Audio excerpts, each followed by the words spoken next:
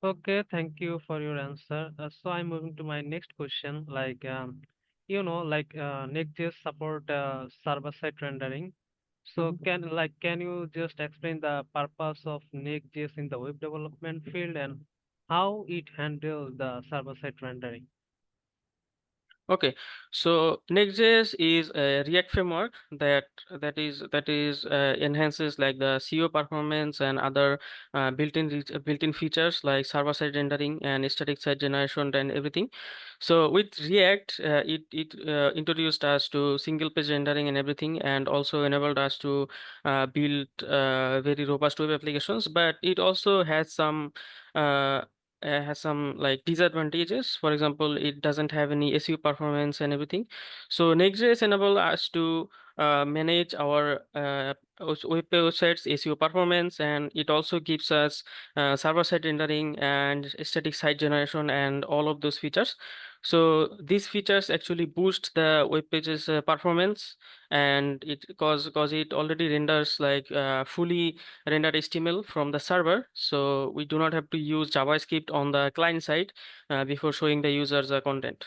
So that's why Next.js is very important for web development if you are building a large scale application. And React also suggests us in their official documentation to use Next.js. Okay, I have like a follow-up question. Which Mhm. one is best, like SSG or SSR, Mhm. like server-side rendering? Like I want to build an e-commerce website. So Mhm. my interactivity with the user would be pretty much. So like which Mhm. one should we use, like SSG or SSR? Okay.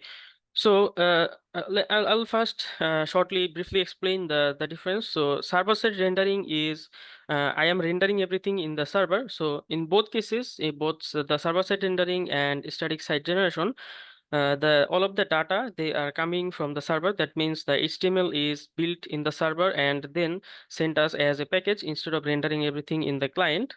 So for server-side rendering, so it is changes every time. That means whenever the user reloads or whenever an API call is meant, API call is sent, it will show you different data. But with static site generation, the that page is already built in the server. That means it won't change even if your API data changes or anything.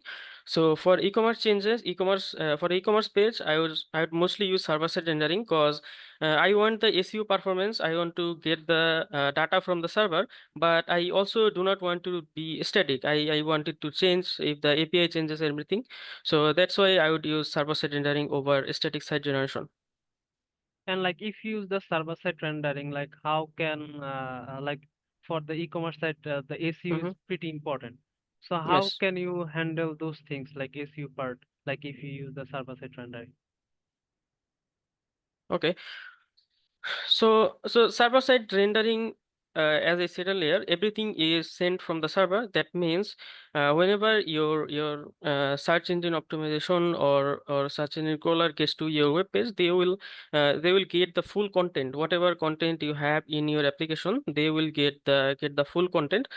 So when you are showing the user dynamic data based on your API or your route, but everything is coming from the server. That means everything is built in the server, the HTML, CSS, and everything. So also you get a JavaScript bundle for web interactions. So that's why it like optimizes the performance of your SEO in your web page.